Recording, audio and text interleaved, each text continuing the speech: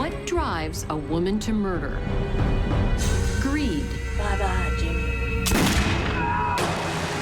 Jealousy. Lust. Revenge. Or sadistic pleasure. All of the above. I'm Candice DeLong. Join me for a journey to the dark side as we reveal the Deadly Women Top 10, voted by you in our Killer Countdown. I've come face to face with many killers. It was my job as an FBI profiler. I find female killers intriguing, but there's something about these women that makes them special. It's a hall of shame you won't forget.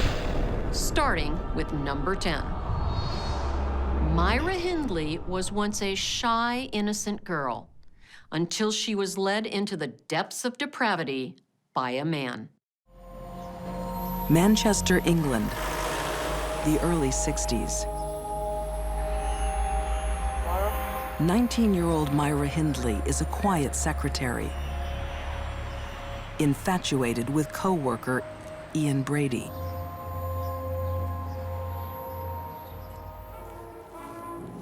Soon, Ian Brady initiates Myra into his dark world. Brady flirts with Nazism and is a sadist.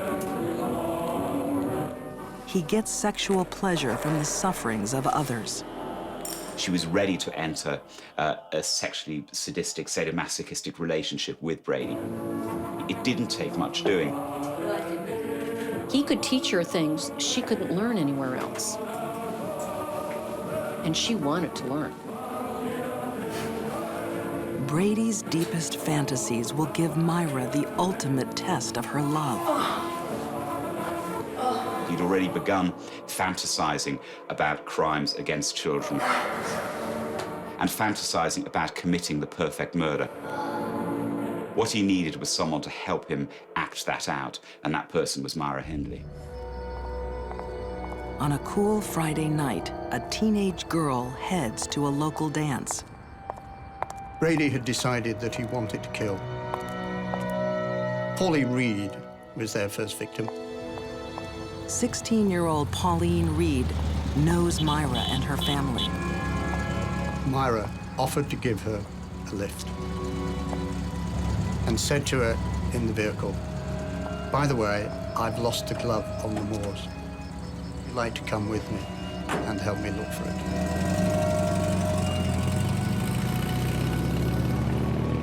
And that's how they got Pauline to the moor. Without Myra, he would never have become the mass killer that he did.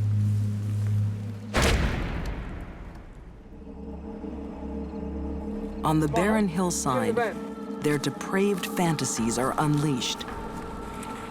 Pauline is brutally raped, tortured, and murdered. Bad parenting has a lot to answer for. Myra Hindley's father was a barroom brawler who beat her constantly. And strange as it may seem, that's exactly what she's looking for in her man.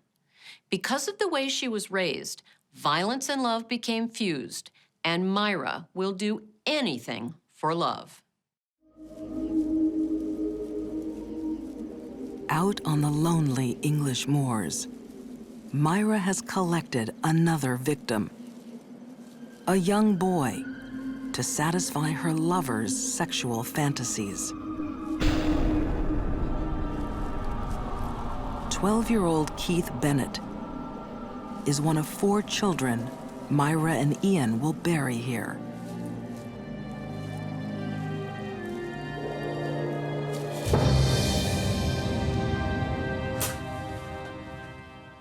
Keith's mother is Winnie Johnson. I'm a mother. It was my first lad, and I've got to find him, no matter what. Keith's body has never been found. I've had nightmares, I jump in my sleep. It's getting to me now, because I just can't get him back. Winnie will never forgive Myra Hindley. She shouldn't be on this earth. She shouldn't even be in heaven. She should be in bloody hell as far as you can send her. While Winnie Johnson holds on to her memories, Myra and Ian create their own.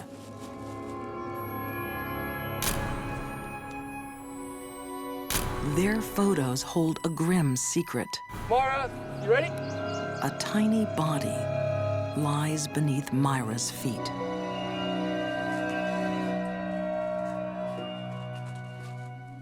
That's a good one, Nettie. But photos aren't enough. The sadistic couple want to record the sounds of torture and murder. One victim is a 10-year-old girl, Leslie Ann Downey. And they took her back to Wardlebrook Avenue, where he photographed her. Shut up! You're not going anywhere! And recorded her being killed. Your mother. Stop it! You're gonna make him mad. You wanna make him mad? Dirty little bastard. Their next victim, Edward Evans, is invited to his own death This one's been the messiest one yet. in their living room. Evans was 16, 17, and he picked him up in a pub in Manchester. They also invite Myra's brother-in-law, Dave Smith, thinking he'll join them. Smith had no idea. He walked into it totally cold, totally unaware, and suddenly found he was involved in the most horrific scene with blood all over the place, a man's head being smashed in. The killers have taken one risk too many. Hey? Afraid for his life, Dave Smith calls the police. Yes, may I speak to the police?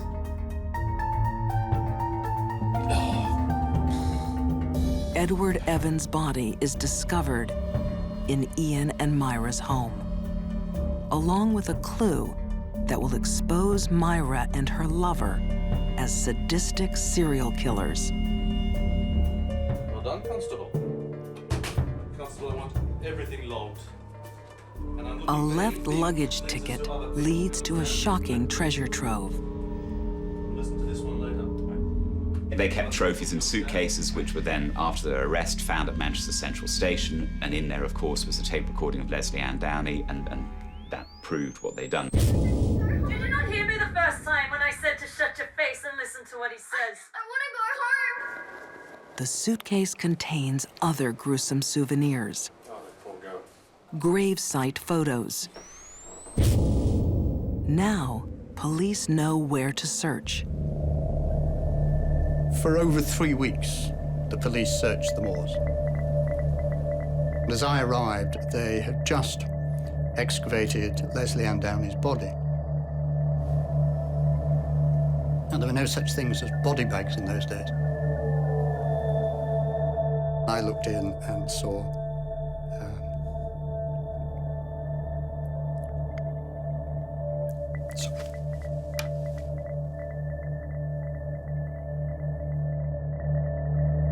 Despite their denials, the evidence is overwhelming. In May 1966, Myra Hindley and Ian Brady are jailed for life for 5 horrific murders. Myra died in custody in 2002.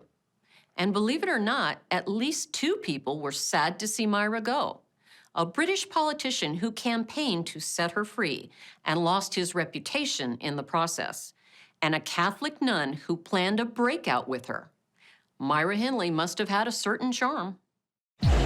Next, fasten your seatbelt as we take you on a teen road trip turned killing spree. When our countdown continues.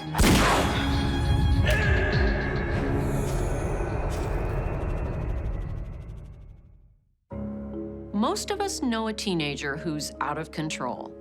It's an age when a girl has the will and strength of an adult, but the reasoning skills of a child. Sometimes that's a toxic combination. The deadly woman you voted number 9 has entered American folklore as our most famous case of teen rebellion gone wrong. To this day, people still argue the guilt or innocence of Carol Fugate.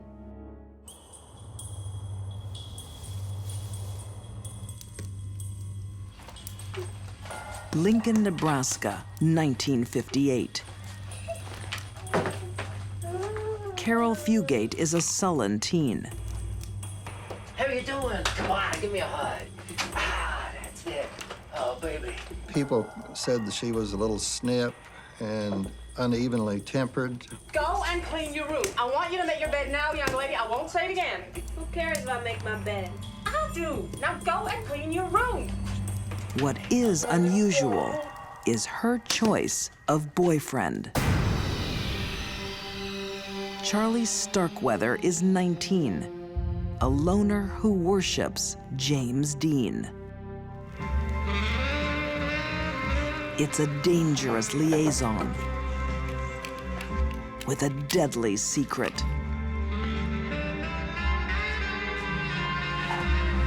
Charlie is an unstable killer. Carol's family is now in danger. The truth about what happens next depends on who you believe. Charlie got in an argument with Carol's mother, and she said, "We don't want you to ever come back here anymore." He started arguing with her, and she started slapping him around. Where is he? Where is he? Where is he? Get out of the way! Get out of my house! According to Charlie, he kills Carol's stepfather, with Carol happily at his side.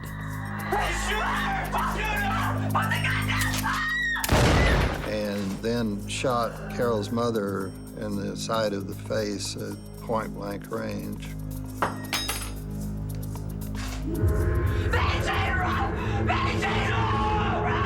Even Carol's baby sister isn't spared.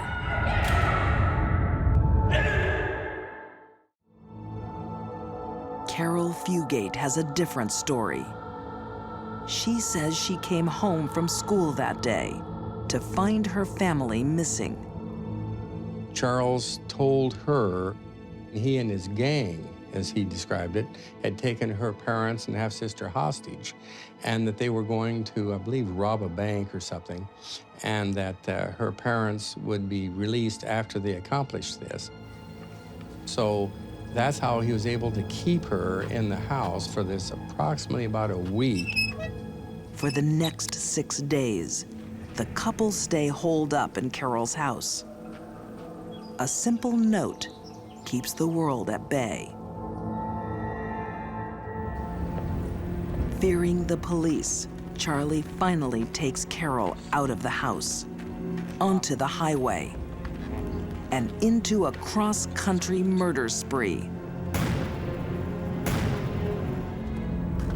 It will make him more famous than his hero, James Dean, and put Carol in the middle of a mystery. Is she a hostage or a killer? So why doesn't Carol run for her life? Is she scared? Or is she excited? The fact is, she stays by Charlie's side for the next 6 weeks on a murderous road trip as he kills 5 more people. Their next victims have no idea what they're in for. In rural Nebraska in the 1950s, it's not unusual to pick up hitchhikers, even when they carry guns.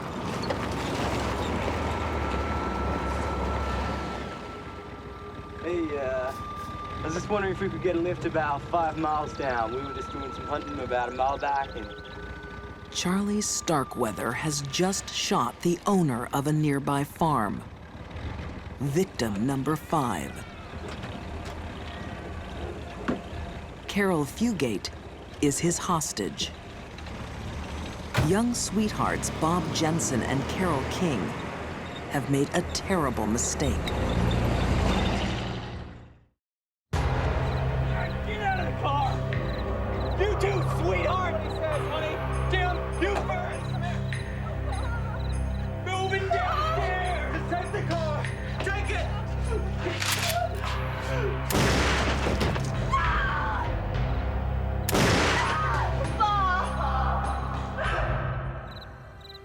Charlie took Carole King down into the cellar, and he was down there for 15, 20 minutes, something like that.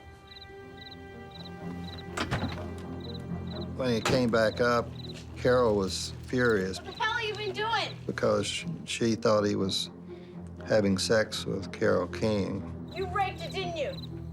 What happens next is still in I dispute. can tell you, lad.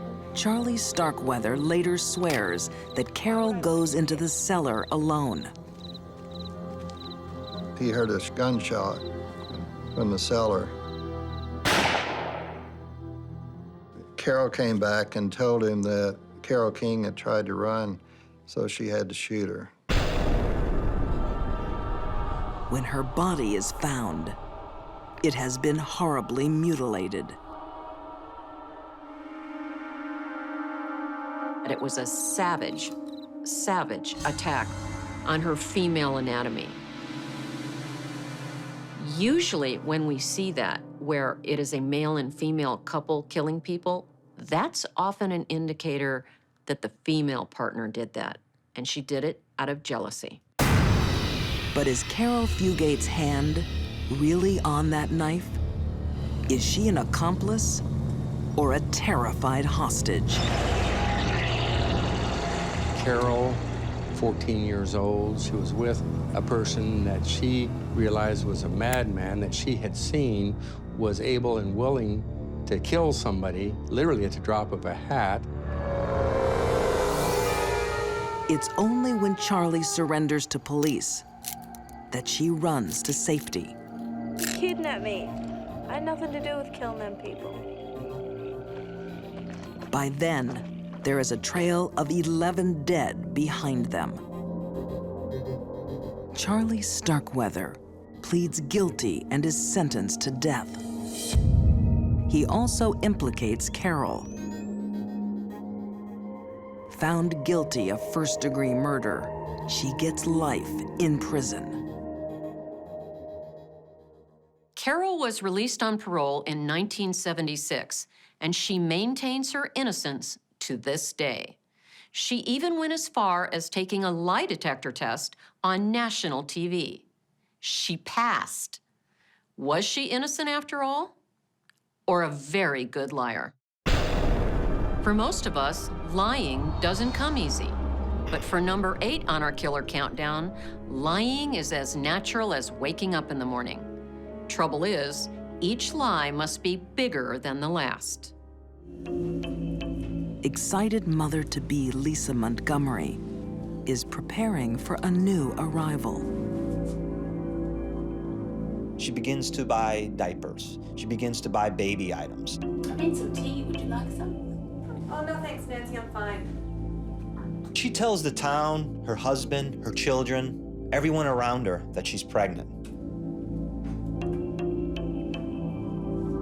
But what even her husband doesn't realize How far along are you? I'm in my 3rd trimester. is this baby won't be coming. Lisa's pregnancy is a lie. You know, when I was pregnant, I was out here. You know, She lied through her childhood, Here's my ultrasound. through her teen years, through her adult life. Okay. I didn't mean anything. And one of the lies she perpetrated most often was, I'm pregnant. Lisa would say, I'm pregnant, I'm pregnant, I'm pregnant, but the baby would never come. And then would come another lie. I miscarried. Lisa had 4 children in her first marriage, but none with new husband Kevin. all because of another big lie. It was impossible for Lisa Montgomery to have another child. I hope it's a girl. I really want a sister. Her tubes were not tied, her tubes were burned, cauterized, which is an irreversible process. Did you feel that? Yeah. Lisa Montgomery manipulated this guy to believe that she was pregnant.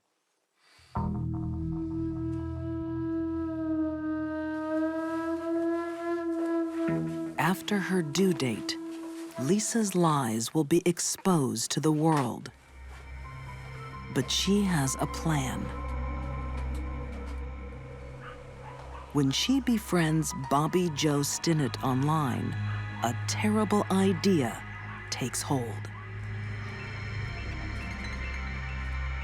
The one thing she notices about Bobby Joe is that Bobby Joe is pregnant. I think she looked at it as Bobby Joe would be in an incubator.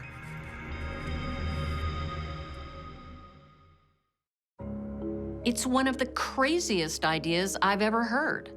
How does Lisa possibly think she'll get away with it?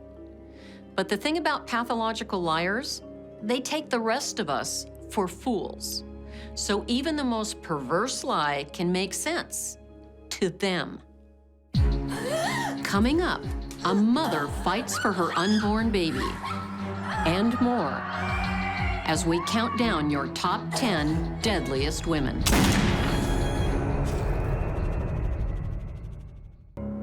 Our number 8 deadly woman, Lisa Montgomery, has tangled herself in a sticky web of deception.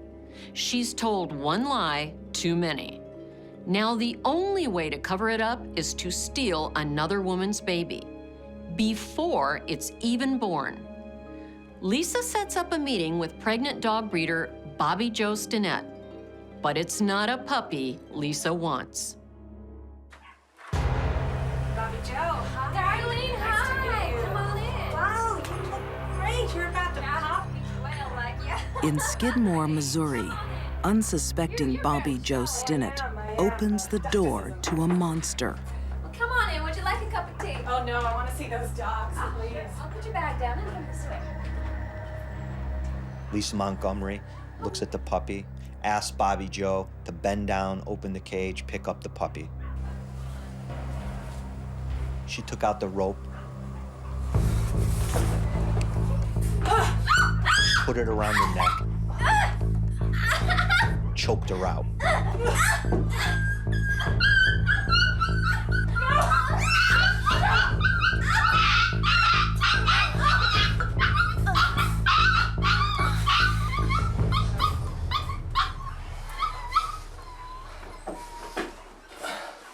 Lisa is ready to steal Bobby Joe's baby.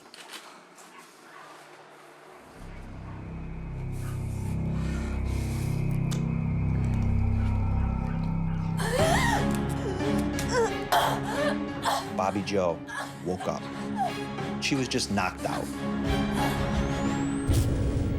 Not only is she struggling to keep herself alive, but now she's fighting for her baby. Bobby Joe dies a violent death.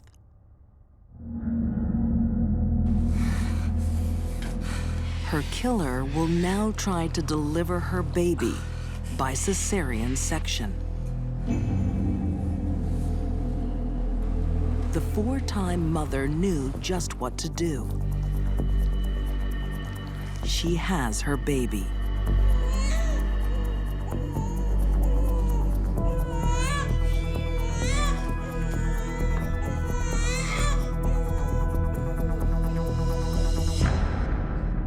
One of the first to the crime scene is Sheriff Ben Espy. There was blood all over the entire room, and it looked like her stomach had exploded. The paramedic hollered at me and said, "You need to get in here. Here is the umbilical cord. It has been cut. There's a baby. You guys need to find a baby." So the case turns very quickly from a homicide, brutal, graphic homicide, to a missing persons case.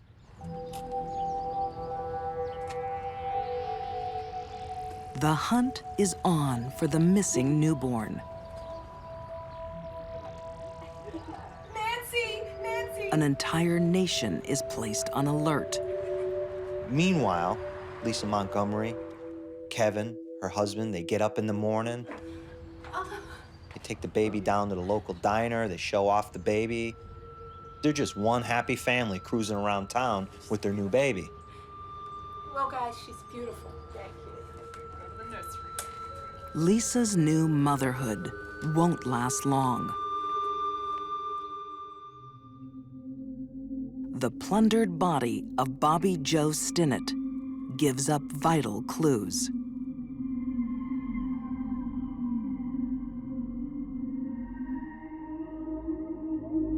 There was some hair in Bobby Joe's hand, clenched in her fist. And that hair was taken and kept for DNA evidence, which did end up being Lisa Montgomery's hair. Lisa Montgomery is found guilty of murder and sentenced to death. Lisa Montgomery is on death row. She appealed her sentence, but it was denied. And sadly, Lisa isn't the only so-called womb raider. Just 2 years ago, a Washington State woman tried the same thing. Fortunately, both mother and baby survived. Number 7 on your list didn't even try to keep her crime a secret. In fact, she bragged about it and took a body part for a souvenir. Krista Pike was a nasty piece of work. Knoxville, Tennessee, 1994. Get one of these. It's a job. The Job Corps provides education and training for teens trying to get their lives started. The Job Corps was designed for pretty much troubled youth. What would you like to do? Smoke weed, Joe! It was the last stop for them. 18-year-old Krista Pike lives on the Job Corps campus, where her studies are taking a back seat. She began a relationship with a boy by the name of Daryl Shipp. She believed that she really loved him and that he was the love of her life. Hey, please, please. Krista believes there is a rival for Daryl's affections. Colleen Slimmer was also a student at the Job Corps Center. And Krista took a dislike to Colleen. Krista stated that she felt Colleen was trying to take Daryl away from her, but from all other indication that I've found, that was not true. The truth doesn't matter to Krista Pike. She's already plotting a savage act of revenge.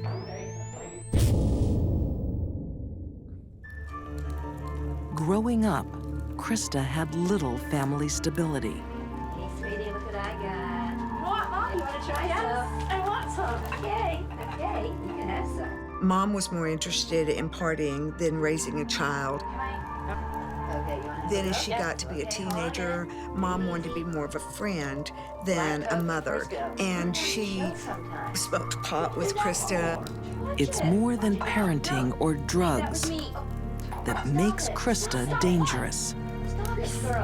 It's her volatile mental state. I'm not trying to have a little bit of girl time tonight. I don't want to have girl time. Dumb, you're stupid. The illness sounds benign, borderline personality disorder, but it means that Krista lives in a world of extremes, a place of all or nothing, of black or white, of love or hate. Do Do you know Colleen? Yeah. That bitch, I hate her. Why? 'Cause she's trying to steal Tadaro. I just feel mean today. You know, I could kill someone. Yes, I could. I could kill someone. You don't believe me? Krista decided that she was going to get rid of the competition, so to speak. So she thought the only way to eliminate the competition was to kill her.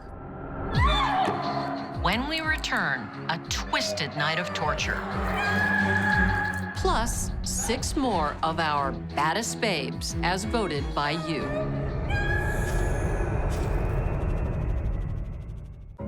I've cared for people with mental illness much of my professional life, and there's one ailment that can be pretty scary: borderline personality disorder.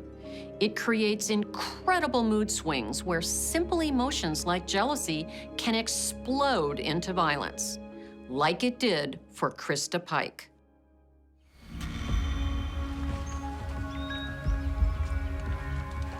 In Knoxville, Tennessee, a brutal crime scene.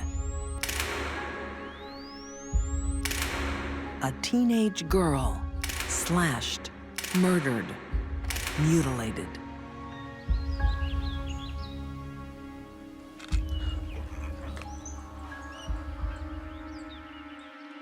They had carved a pentagram on the victim. And that was actually cut in with probably the box cutter. And that was while she was still alive.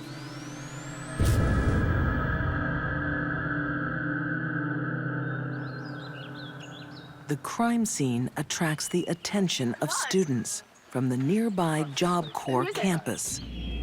Among them, 18-year-old Krista Pike. Who is it? Who is it? The symbol carved into Colleen Slemmer's body is also worn around the neck of her killer. It's a sign of Krista's devotion to Satan and her lover to Daryl's ship. Satanic desires and uncontrollable jealousy will combine in one night of horror.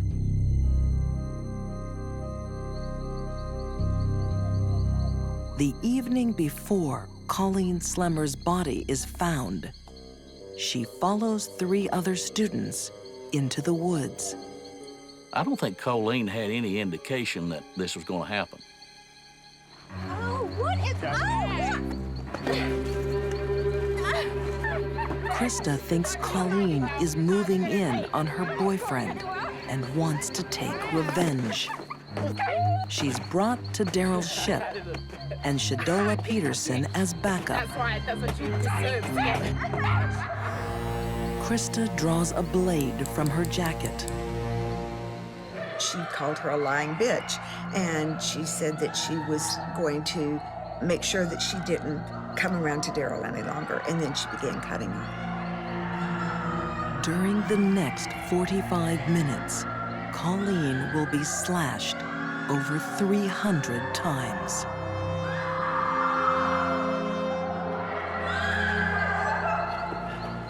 To Daryl's ship is happy to join in.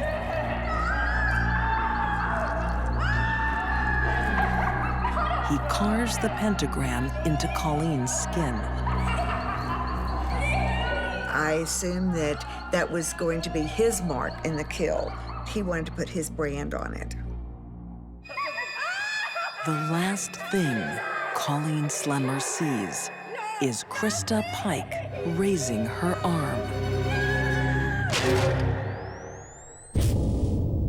The death blow crushes Colleen's skull.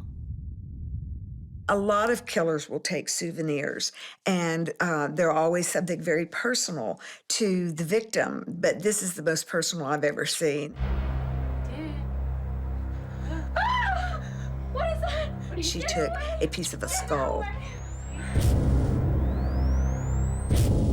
The pentagram carved into Colleen's body leads police to investigate Satanists at the Job Corps. They discover that Krista has been bragging about her crime. All 3 suspects admit to the attack on Colleen Slemmer. Shadola Peterson receives a 6-year suspended sentence. Daryl Shipp gets life. And Krista Pike is sentenced to death. At 21, she becomes the youngest person on death row in Tennessee.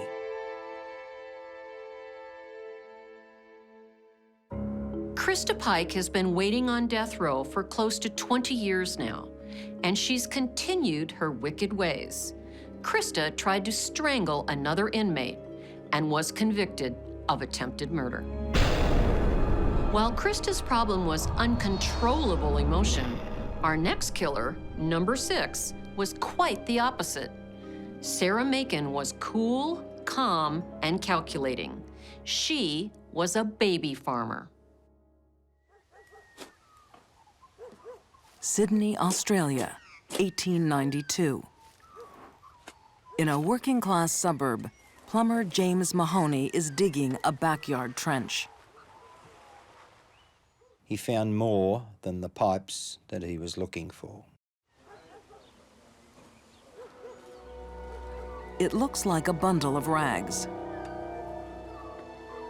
But inside, the tiny body of a dead baby.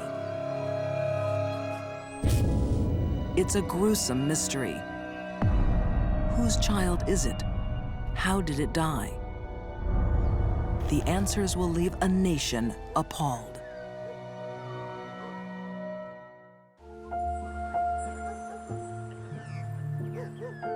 Life in the 1890s is harsh, especially for someone like 18-year-old domestic servant Amber Murray. Unmarried and pregnant, shunned by society, Amber will be forced to give up her baby. Having a child out of wedlock was frowned upon. The women who chose to go ahead with the pregnancy rather than have a risky abortion, when the bub was born, they would leave it with people they called baby farmers.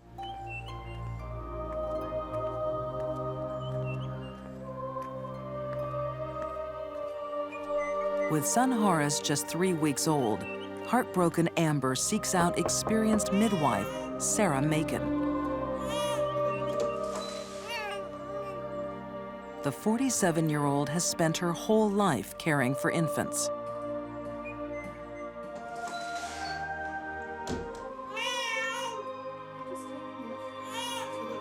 Sarah and her husband John will add the baby to their growing nursery for a fee. After the initial payment, it's 10 shillings a week.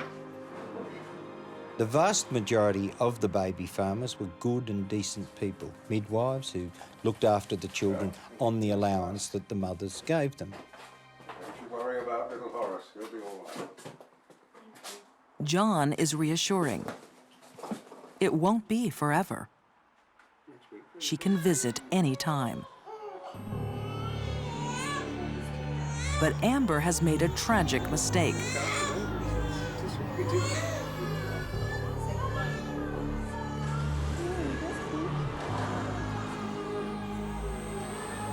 Sarah Macon is more than a midwife and mother.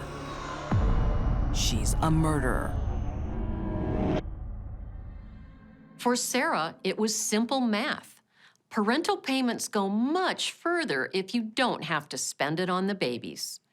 She murders little Horace for an easy profit, burying him in her own backyard. And Horace isn't her first victim. Sarah is making a killing. 7 little bodies came in, 7 little bodies went out the back door into a hole in the ground. It had never been determined if they were buried alive or how they really died. Once the babies are dead, the Makins collect more payments. To keep one step ahead, they are constantly on the move.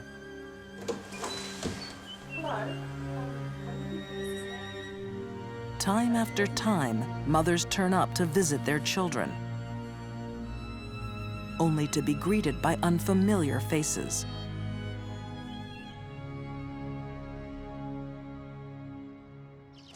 Good afternoon, Mrs. Macon. Would you mind if we ask you a few questions? Very well. Thank you. Good afternoon, Mr. Macon. Police finally track the Makins down through tenancy records. Constable, I'm going to have a look outside. Those same records reveal they have moved 25 times in 18 years. And previously, you were living in Barham Street. My understanding is that you are baby farmers, is that correct? The police excavated in at least 3 of the backyards where the Makins had lived at various times. Have you ever had any more children under your care? They found babies ranging from fairly recent burials back to those who were only skeletons, so clearly they had been engaged in this operation for quite some time. Police may have caught Sarah Macon, but there's a problem. It was very difficult to get a conviction because the fact that you've got babies buried in your garden doesn't actually prove that you have murdered them. In the end, Sarah is betrayed by just one of her 14 victims. Amber Murray's little boy, Horace. In the case that the Makins were convicted for, the baby had been buried only 2 days after having been delivered as an apparently healthy baby, and the woman was able to identify the clothing that the baby was buried in. Sarah and John Macon are both sentenced to death. John dies on the gallows. Sarah is shown the mercy she never showed her tiny victims. Her death sentence is commuted to life behind bars.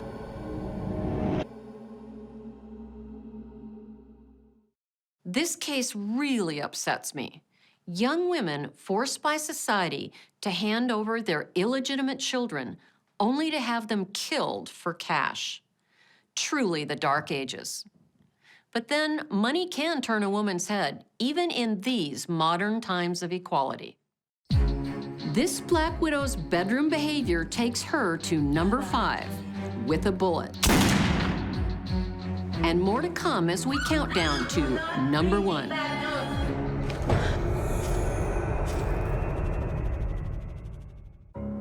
Many deadly women I've encountered have a troubled past, abusive parents, or traumas in their formative years that scar them for life. Others have no excuse. Women like our number 5, Betty Lou Beats. Betty Lou knew she could get a man to do whatever she wanted, and when that wasn't enough, she just got another one. Gun Barrel City, Texas, 1982. Jimmy Don Beats unwinds after a hard day working at the fire department. Jimmy Don Bates was a wonderful man. He was loved by so many people. I'm Jimmy. Hi, Jimmy. Nice to meet you, Betty. Just an old country boy that everybody had a lot of respect for. Also at the bar, a lively waitress named Betty Lou Barker. Betty Lou takes a shine to the laid-back Texan. He thought she was really a lot of fun and a very cute person. And so he married her after knowing her for about 6 months. But Betty Lou's sassy charm is just a mask.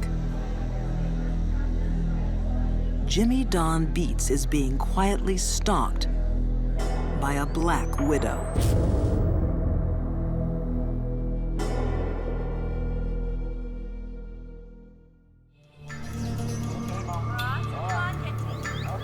He's her 5th husband in 10 years.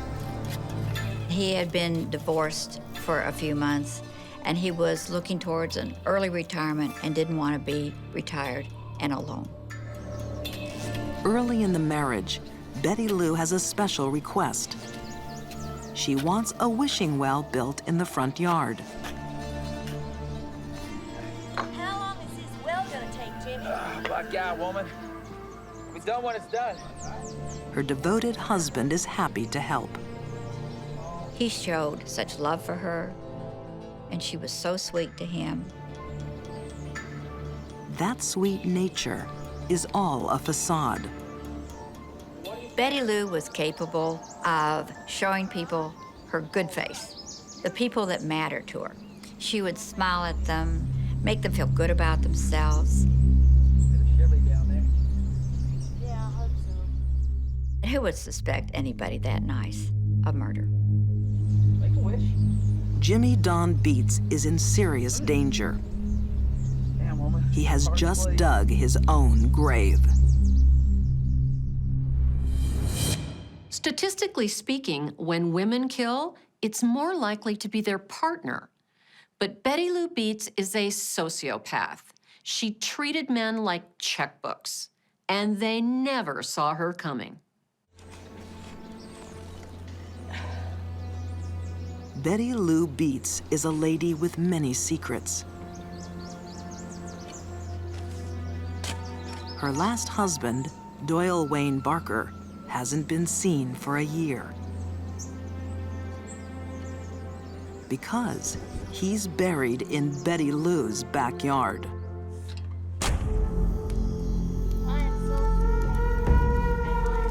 She told her daughter that she really wanted to get rid of him. And so the daughter said, well, divorce him. And she said, and then I'd lose the trailer, and winter's coming. Well, I would be out here in the cold. You know what, Shirley? I'm gonna kill Wayne. And so she tried to get her daughter to help her bury Wayne Barker. Betty's daughter, Shirley, is shocked. But her mother is a strong woman. Betty Lou will do the dirty work. Her daughter just has to help clean up.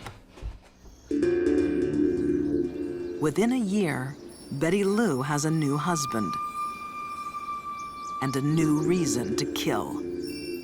With a husband, if he had money, she could get it by murder him, then she would murder him. Well, go on. Make a wish. Oh, making a wish. 6 months into their marriage, Jimmy Don goes missing. I received a call that morning that Jimmy Don had apparently drowned in an accident out at Cedar Creek Lake. His fishing boat is found drifting on the lake, empty. While the search goes on for days, no body is found. All that remains is an air of suspicion. They found it very strange that Jimmy Don turned up missing in the first place because he was a very careful boater. He didn't take any chances. Betty didn't act normally for a grieving widow. She made the statement, if they don't find Jimmy Don, when can I expect to begin receiving benefits? For me, it was like just kind of aghast that she would even ask something like this. This is only the 3rd day that we've been out there. Is it gonna be big enough, Jimmy? It'll be big enough. Jimmy Don Beats is not at the bottom of the lake. It's gonna be beautiful. You wait. When it's finished, After 4 days building Betty's wishing well, he falls into bed, exhausted. The Black Widow moves in for the kill. Bye-bye, Jimmy.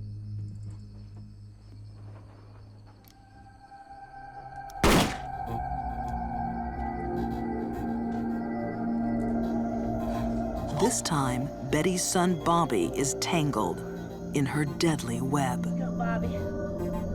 She has her well, Go there, Jimmy. and now she has her wish. A husband buried beneath it. Bye-bye, Jimmy. 2 years pass. Jimmy Don's disappearance is still a mystery. Then Betty Lou finds a new man and jokes about having buried her own husband. Betty Lou's new boyfriend also has loose lips.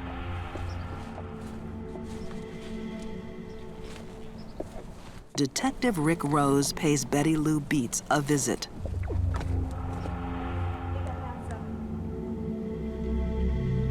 Underneath the wishing well, he finds a body. It's missing fire captain Jimmy Don Beats.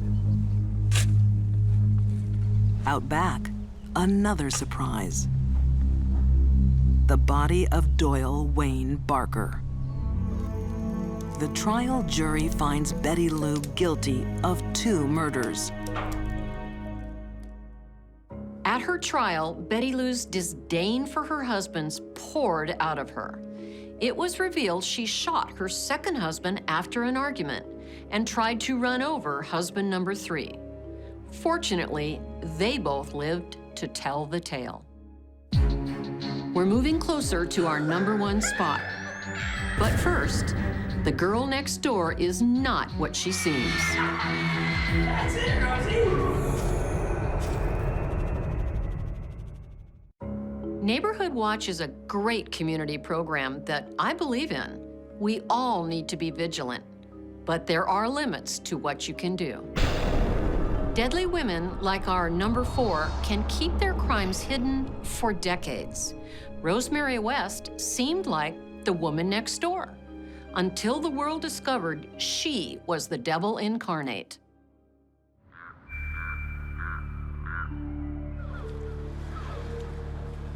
A quiet street in Gloucester, England. Behind closed doors, something wicked is taking place. The most gratuitous act of violence you can imagine. Unimaginable evil. 17-year-old Caroline Roberts is captive to a husband and wife who delight in torture.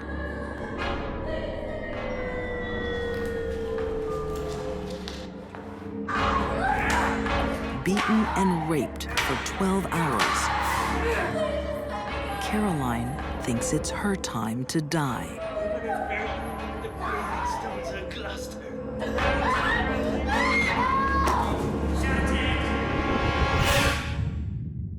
The night that they had me, it was at Rose's hand that I nearly died. She's the one that smothered me. Never be the same once you've been in there and gone through that.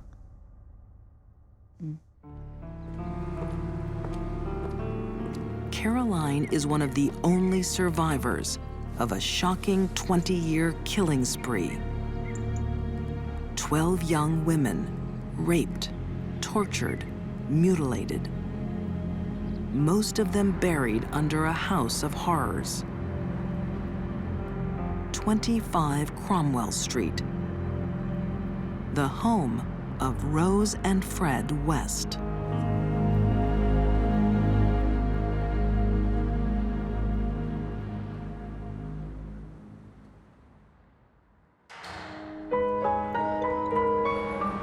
Rosemary had been picked up at a bus stop by Frederick West when she was 15 years old. And it was as if it was a magnetic force. One recognised in the other that one was a victim and the other was a manipulator, and vice versa. Sex will come to dominate the lives of the Wests. But the pleasures of an ordinary marriage are not enough for them. Frederick West had no problem with sharing Rose. He did it for many years with many different people. The sexualization of Rosemary West was something that became addictive, an addictive aspect of her personality, which in turn was egged on, made even more incendiary by West.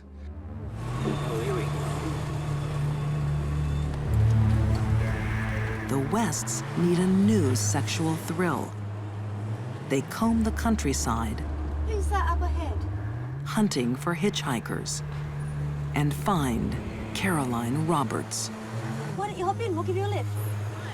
No, it's no trouble. No, come on, jump in the back. All right, hop in. Caroline's split-second decision will change her life forever. 12 hours of being sexually assaulted, beaten, and raped, finally. In the end, I was expecting to die. Hearing someone outside, she sees her chance to escape.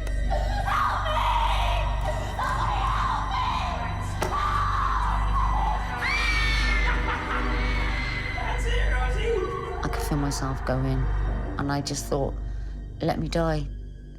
I was being smothered, and I just thought, let me die. But something stops the Wests from killing. Caroline is allowed to leave. I always thought that Caroline was incredibly lucky. I think the only way I would explain it to myself now is that it was the dry run, if you like. The Wests are convicted of indecent assault over the attack on Caroline Roberts.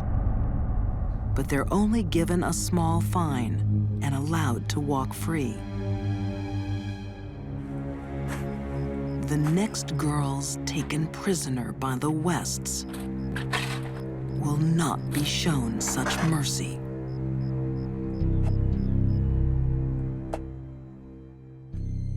Killer couples feed off each other in an escalating cycle, and it's usually the man who drives it.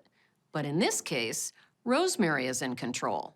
And what's more, she'll remain above suspicion for 20 years. The secret other life of Rose and Fred is spent stalking the English countryside, Nice short skirt. looking for young female victims.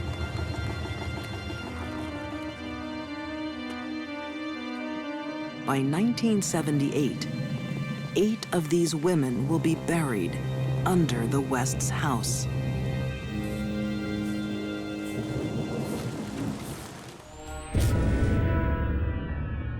Before they're killed, the captives of the Wests are sexually tortured for days. Fred's sadistic desires are only eclipsed by his wife's. Rosemary West would be involved in sexual activity day in, day out, non-stop, in every sort of depraved form that you can imagine. But Frederick West would like to think he was of that ilk, but he wasn't. Eventually, she became more insatiable than he was.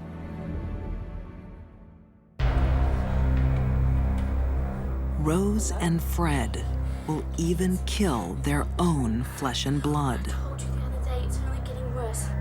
I don't know what to do. 1987.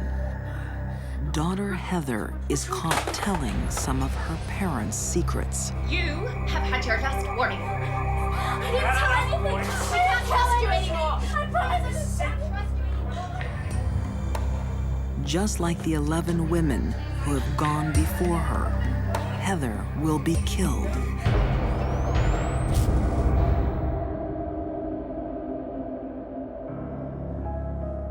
In 1994, the West children are placed with social services after allegations of sexual abuse. A chilling family secret is revealed. If you're good or if not so, you'll be under the patio. The young children who'd been taken away started to tell the family joke about where's Heather to the people who were looking after. Where's Heather? And, oh, well, she's in the garden. She's either 2 down or 3 across, you know, under the pavings, which were all square pavings like a crossword. When police dig at the West's house, they're sickened by what they find. Mutilated skeletons with missing bones. Where were the kneecaps? Where were the finger bones? Where were the little bits of the toes? And I've always been certain that Fred extracted them while the victims were alive to make them immobile. The Wests are arrested. Within days, Fred admits to 9 murders. Fred escapes trial by committing suicide. Accused of 10 murders, Rose pleads innocent. Luckily, the jury didn't buy it, and Rosemary West was imprisoned for life. She was only the second British woman to get a life sentence. The other was Myra Hindley, your number 10. Police pinned 12 murders on the West, but believe they might have killed as many as 30. Their house of horrors has been demolished. Next, something more wicked this way comes. Cutthroat killers and teenage rampage. I hate them all. As we move in on our deadly woman, number 1. You're gonna get this! In the business world, women often hit the notorious glass ceiling as they vie for position in the boys' club. Perhaps corporations can take a page from the criminal playbook, where some of the greatest gangsters of all time were, you guessed it, women. The woman you voted number 3 in our killer countdown is Griselda Blanco, Miami's cocaine queen. She didn't break the glass ceiling, Griselda shot it out. Doing business with an outlaw can have hidden costs. If you owed her money and you couldn't pay her, you didn't want to pay her, she would kill you. If she owed you money for drugs and she didn't feel like paying you, she'd have you killed. She just didn't care.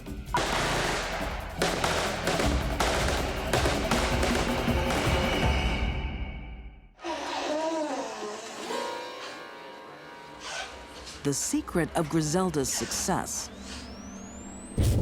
is a total disregard for human life. Over 100 people are murdered by her hand or her order. Hey, DeLong, come here. How did you go? Okay. Don't mess with me. How did you go? For every killing carried out by her assassins, she demands gruesome proof.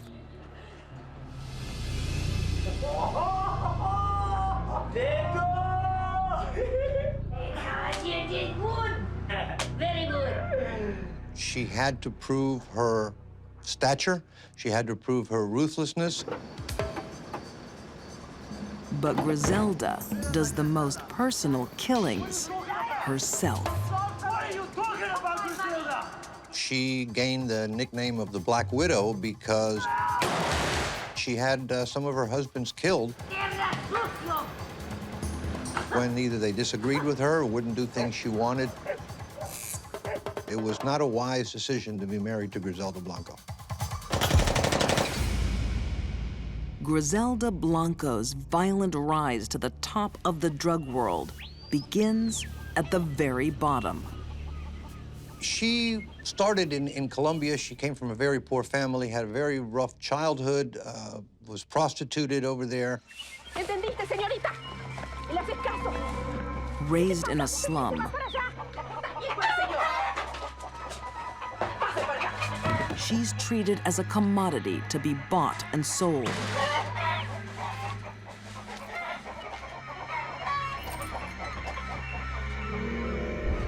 No, no quiero. Váyase, por favor.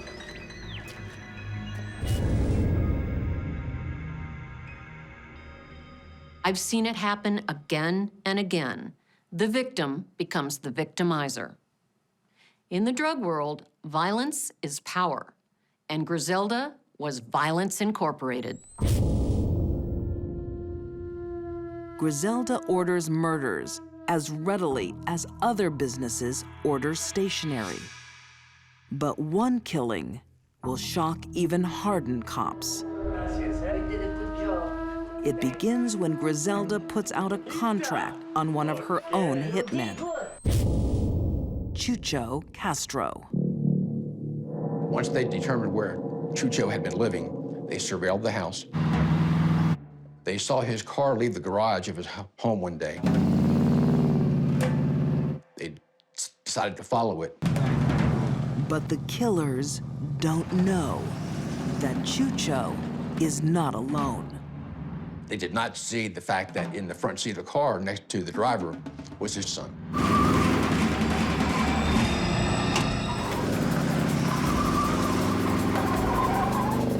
The van pulls alongside of them. They slide the door of the van open, and they start machine gunning the car.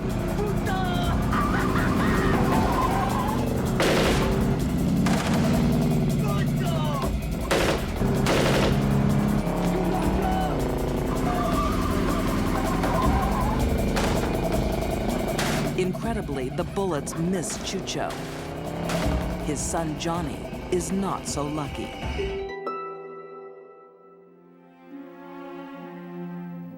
Once he escaped, realized his son had been killed, he drove back home.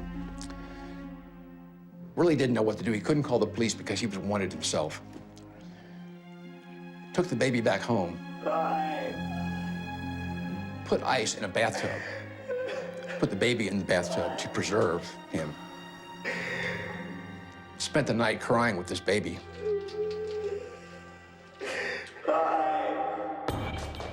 Meanwhile, the hitman Rivi fears he could pay for the mistake with his own life. Do not bring me bad news. It was very close. No close, no close. What's the matter with you? Listen to me. You're stupid. Look at the little son. It was an accident. You got the boy? Si. You got the little chiquito? Si. This is fantastic. Even a cold assassin like Rivi is shocked by Griselda's reaction. You shot the little boy.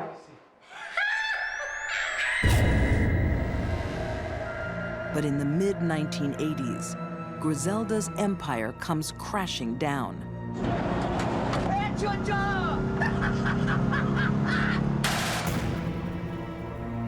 Her hitman, Rivi, is arrested and decides to testify against her. It looks like the godmother is headed for death row. But Rivi is deemed an unreliable witness, and the woman linked to dozens of murders takes a plea bargain in return for just 20 years in prison. There is no one that deserves to be on death row more than Griselda Blanco. The fact that our case fell apart because of witness problems, to this day, enrages me.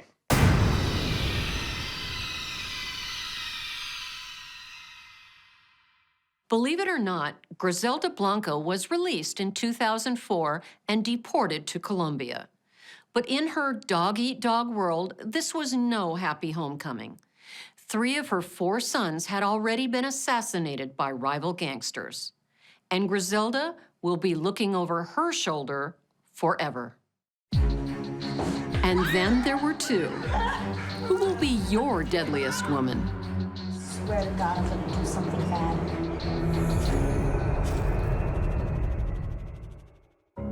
When I was young, there was John Travolta and Olivia Newton-John. Today's teens worship vampires and werewolves. It's mostly harmless fantasy, but for some, it can be a door into adolescent darkness. JR, under Canadian law, we can't reveal her name, is your number 2 killer because she started to behave like the undead. 2006, the town of Medicine Hat, Alberta, Canada. On a quiet suburban street, a 6-year-old comes looking for his best friend. But there will be no play today.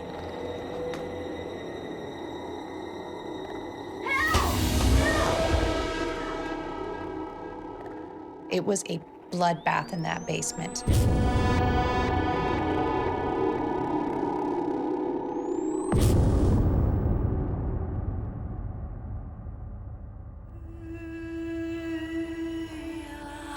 A husband and wife lie dead, their bodies covered in stab wounds.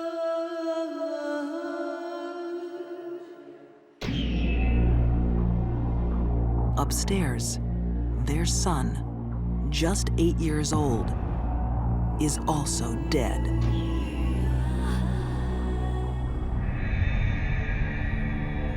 But that little boy has a sister. One of the officers noticed a family portrait sitting on a side table. When he took a look at it, there were 4 people, so there was a girl missing. Police think the 12-year-old daughter has been kidnapped by the killer. No one can guess the truth, because the truth is unbelievable.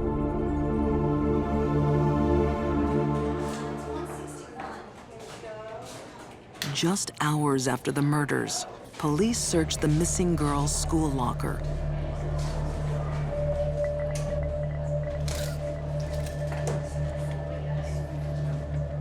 Inside, a drawing that chills the blood. It was a stick drawing, but it was very dark, and it was basically a stick figure lighting a family on fire and running off to her boyfriend's truck. She went from missing person or kidnap victim to murder suspect immediately. JR was a typical ordinary Catholic schoolgirl. Teachers said she was quite a diligent worker and by all accounts, just a very typical, unassuming girl. Until she discovers a dark side. She started becoming interested in the goth movement. I think she was really drawn to their darkness, the artistic nature of their makeup and their dress. While her friends were obeying the Catholic school dress code, she was more interested in chains and shorter skirts and fishnet stockings, what she'd seen other kids at the mall wearing. So disappointed. You know you're not supposed to wear that at school. But this is more than fashion. Wait.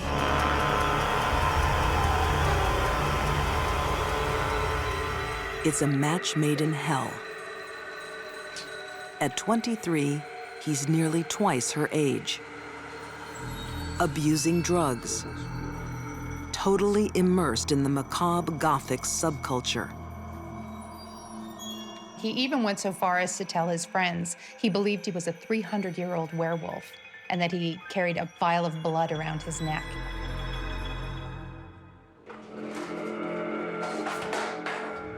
Where the hell have you been? None of your business. It is my business. The relationship was secret for a very long time, but once it was revealed to her parents, it drove an even bigger wedge between them.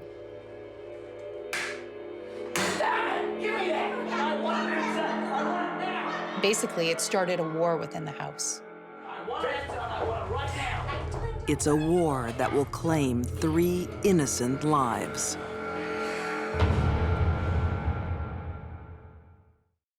Teenagers are brewing with intense and often conflicting emotions.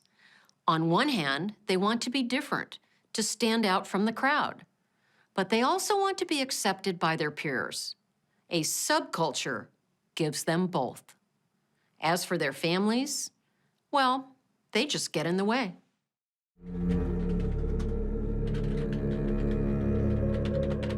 When JR's parents intervene, her affair and her anger move online.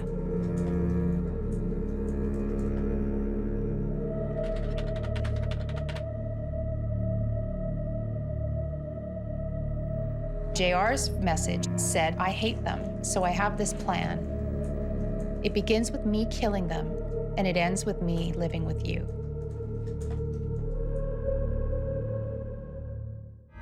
His favorite movie was Natural Born Killers. The scenario within that movie's opening moments is a young man murdering his girlfriend's parents to give her freedom. You know, go there with a knife and just kill them, you know? Just stab them. Kill them.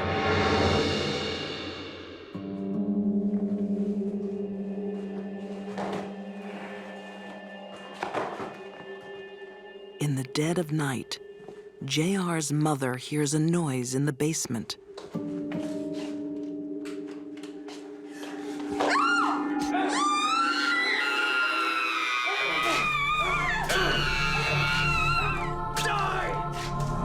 This suburban mom doesn't stand a chance.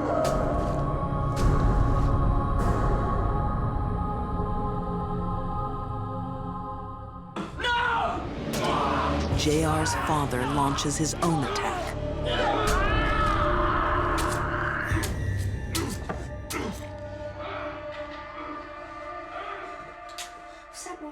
Upstairs, Go to bed. JR holds her terrified brother. Cover your ears. Don't listen. When her boyfriend appears, she knows her wish has been granted. Her parents are dead.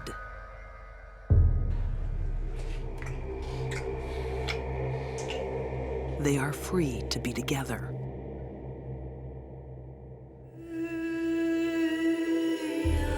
But there's no place in their new world for an 8-year-old boy.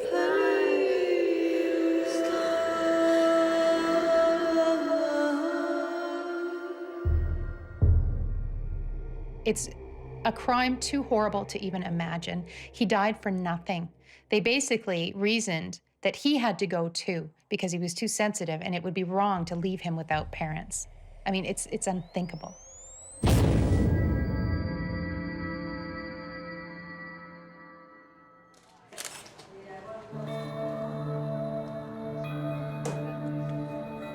The young couple's freedom doesn't last long.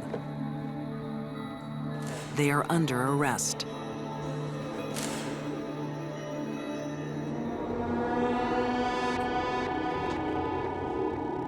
JR's boyfriend is now serving a life sentence for murder.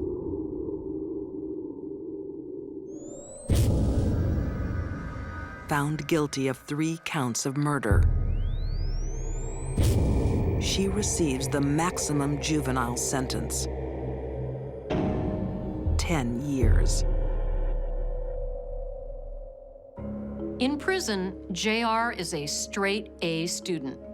She's preparing for college and will be a free woman by 2016, when she'll be just 22. Under Canadian law, she can start a new life without the burden of her murderous past. Next, Deadly Women's #1 killer is revealed. The pain that she endured can be compared to the pain that Christ endured, but he went in a day.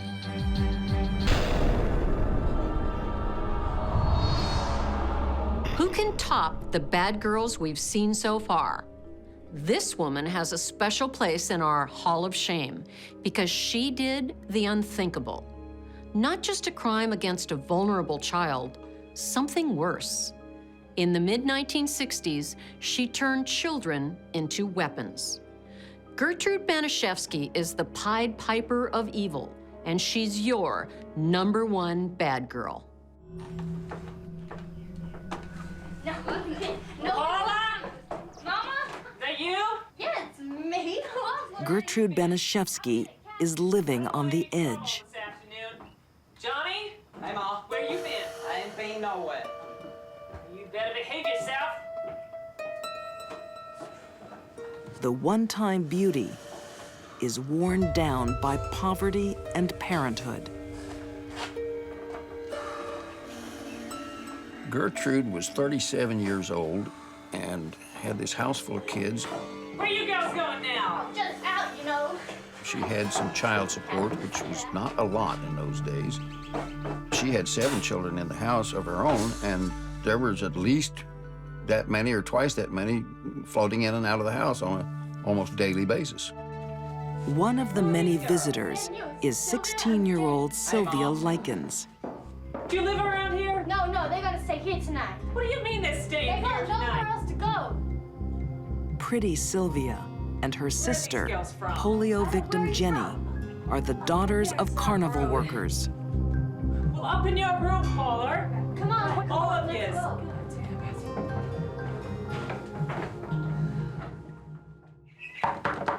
Hey. Hey, I'm looking for my daughters. When her father, Lester, meets Gertrude, he makes a fateful proposition. There they are now. Hey, girls. Well, come on in. He asked Mrs. Banaszewski if she would board the girls for him while they went out on the carnival circuit. Now we got plenty of room here. She said yeah, and negotiated a price of $20 a week.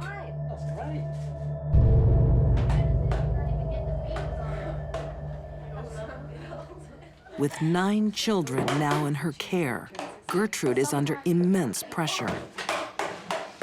It's not here. I looked after you 2 girls for nothing. Now get up here. When Lester's payment doesn't turn up, she erupts, punishing the girls for their father's failure. Now bend over. But this is not just anger about the money. You bitch! Gertrude enjoys it. You ready now, Jenny? No, Jenny. Bend over. For Sylvia, it's just the beginning. I'm not finished with you yet. From now on, Gertrude will find any excuse to lash out at the defenseless girl. Now stand up. Take your chairs. Gertrude didn't have any of the things that young Sylvia had. Sylvia was pretty and she was clean, she was a virgin. I think Gertrude was jealous.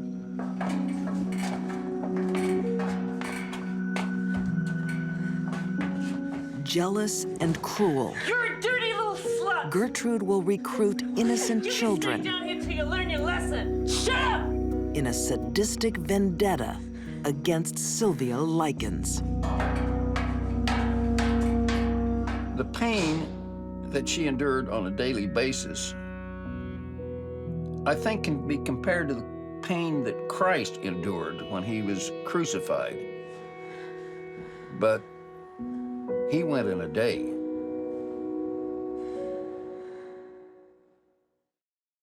In the 60s, it was acceptable to give your kids a smack, or worse. Times have changed. Spanking a child is now illegal in many countries because we know the line can blur between discipline and abuse. In Gertrude's case, it was all about abuse. We know that because she enlisted innocent children to do her dirty work.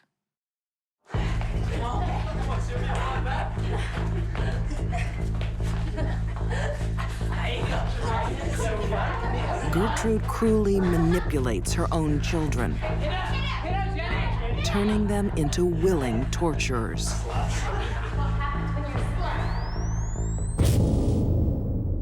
The mother sends out a message, in this case, Gertrude to her own children. If I can do this to her, then I can do this to you.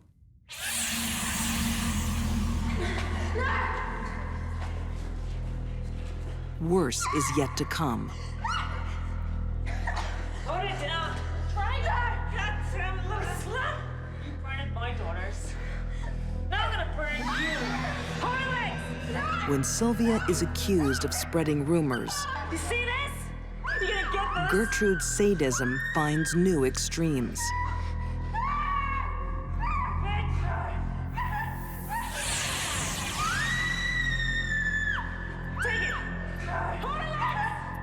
With a sewing needle, drawing blood, she started the lettering which was carved on Sylvia's abdomen. Keep still! Pin her down, Johnny! Hold her! I'm a prostitute and proud of it.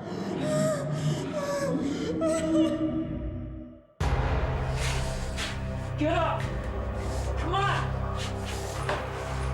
Get up! Now sit down! The beatings are leaving Sylvia We're gonna weak, write a letter. her body wasting away. We're gonna write a letter to Mr. So and Gertrude Mrs. makes a Likens. desperate plan to cover up her crimes. Right to Mr. and Mrs. Likens. Gertrude started getting her to write notes. I went off with a gang. And the theme was that Of boys. Sylvia went with a gang of boys, and they asked what they wanted, and they got what they wanted, and then they beat me up, and blah, blah, blah, and then they brought me back here. Come on, Sylvia, right, goddammit! I don't want to see you again.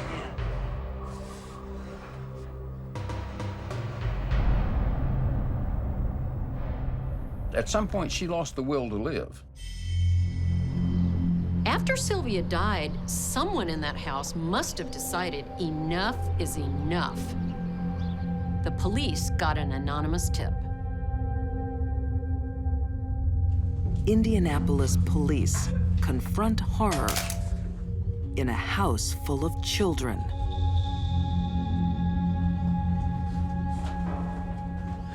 She's gone. The girl is emaciated, covered in bruises and burns. Cigarettes had been put out on her body. 100 of them.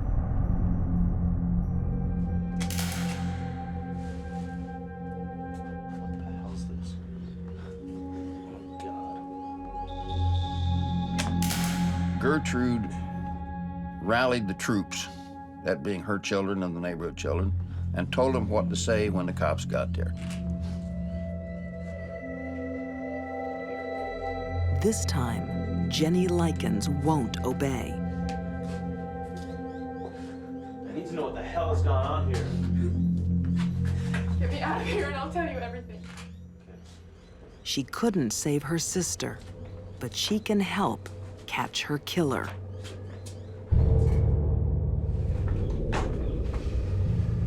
Gertrude Banaszewski is found guilty of first-degree murder and sentenced to life in prison.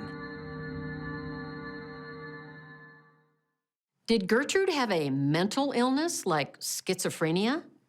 Apparently not. She was tested by prison psychiatrists and found to be perfectly sane. She had no excuses. And that's our killer countdown. Till next time, stay safe.